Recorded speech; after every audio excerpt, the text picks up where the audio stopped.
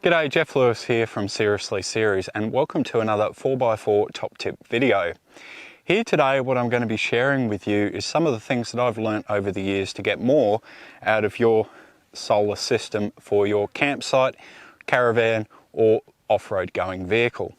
So if you want to find out these tips and more, as always you know exactly what to do.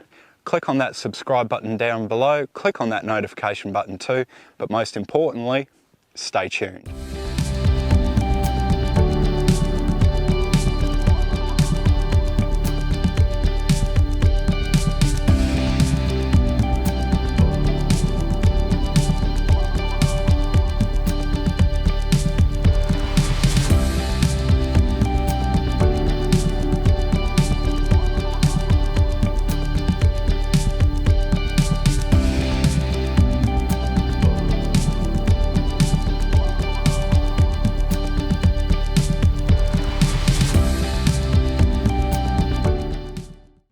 So the first top tip, find a solar panel and a solar system that works for you.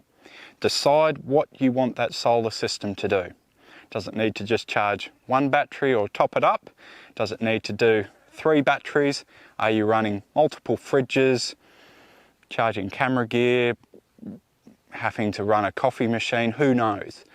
That's your decision to make, and that will dictate which way you go about setting up your solar system on your vehicle.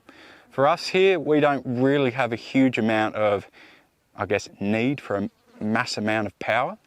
So using a solar blanket works really well for us. The reason being, as you can see, it's incredibly compact, it's relatively light, and it's just not a bulky item. So it works for us. Now this one is a max ray. And it does the job. It's probably not the best one out there on the market. You can pay infinitely more, the sky's the limit, but it does the job that we need it to do. And at the end of the day, that's what it matters. It's got to work for you. But anyway, let's fold this out and I'll share with you some top tips how you can get more out of any solar system that you decide to purchase and use for your vehicle. So the first thing that you want to do is make sure that your solar panels are nice and clean. This one's a little bit dirty here today, but I'll clean it in good time. The reason why you want to do that is because any dust or film that builds up on the solar panel itself will allow the actual solar radiation or the sun rays to come in and actually become distorted. It'll actually hit the dust or hit the grime that's there and not be able to get through as effectively to the panels themselves. And therefore the panels aren't going to work to their optimum level of performance. Now the next thing that you want to think about, and this is a bit of an obvious one maybe for some of you, but it's a hard one to get right. Because when you set up camp, you want your four-wheel drive, caravan, whatever it might be, to be in the shade. But you need your solar panels to be in direct sunlight throughout the day. Now, this is something obviously well worth considering when you position your camp, but also think about where is the sun actually going to travel throughout the course of the day? Because this is very important too. There's no point setting up camp somewhere where you're only going to get half an hour of sunlight on your panels. It's just not going to work, sadly. Also with that, you need to think about how you can use your panels effectively. Now, I've already talked about the importance of getting the sun's rays to actually get on the panels themselves, but these panels really only work effectively if you've got direct sunlight. So the sun actually coming straight down on them. Now, what I've done here, and I'll show you a little bit of footage, is I've actually made up a makeshift stand. I've actually gone out into the bush with an axe and I've just cut a fork of a tree, dead of course, and put a pole in the ground. Now by doing this, I've put it on a bit of an angle and I've faced it over towards the east because the sun rises in the east here and sets in the west. Particularly in the early mornings, around about 5:30 here, the sun comes up.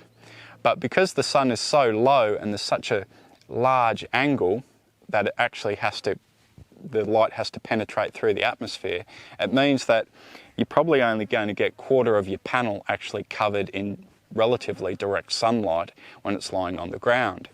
So by simply getting it and moving it and putting it up on an angle,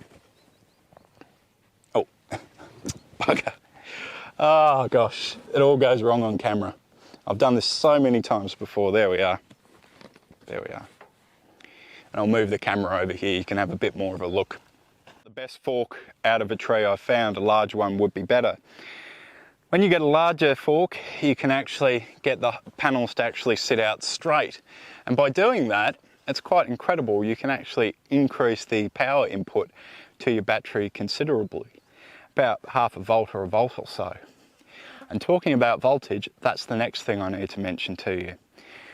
A lot of these panels, obviously, the greatest expense out of the money that you're spending on them goes into getting the best solar panels that, you know, can be available for that price range. Some things that some panels scrimp out on is actually the voltage regulator. Now, if you're really getting serious about it, and look, I haven't done it myself, but it's well worth something looking at in the future, is actually getting a really, really good voltage regulator for your solar panel system. This makes a big difference. Everything that I've been talking about in this video up to this point is all about increasing the efficiency of your solar panels. And that's one thing that will definitely make a big, big difference. Usually the ones that they come with are pretty rudimentary at best. They do the job, but putting a better voltage regulator in there, it's going to get a lot more electricity, amps, whatever you want to call it, into that battery that needs to be charged to keep that fridge running and to keep those drinks cool. So anyway, I'll leave it here for today. I'm sure there's plenty of other topics, tips and all the rest that we could discuss in regards to solar panels, but I just thought this might be one or a few tricks and tips that might be of use to you. So anyway, thank you very much for watching, and if you are enjoying the content here at Seriously Series, then please do consider supporting us via Patreon. All proceeds go to the production of this, trips and a heck of a lot more. And if you're new to the channel, then please do click on that subscribe button down below, click on that notification button too, and that way you won't miss out on one single video. Anyway, I hope to see you in our next video. See you then.